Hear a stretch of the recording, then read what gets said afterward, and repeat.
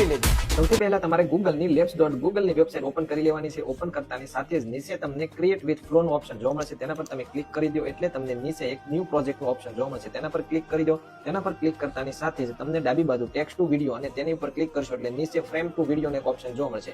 તેમની બાજુમાં તમારે વિડીયોનો જે પણ આસ્પેક્ટ રેશિયો રાખવો છે, વિડીયો ઊભો કે આડો જે પ્રકારનો બનાવવો છે તે તમારે સિલેક્ટ કરી લેવાનું છે।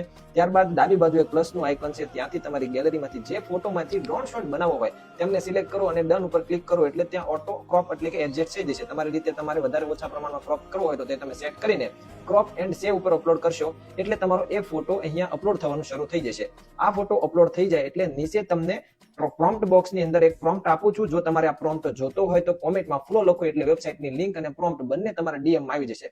હવે આ ફોટો અપલોડ થઈ જાય એટલે અહીંયા એ પ્રોમ્પ્ટને તમારે પેસ્ટ કરી દેવાનો છે। ડ્રોન વિડીયો એકદમ રેડી છે।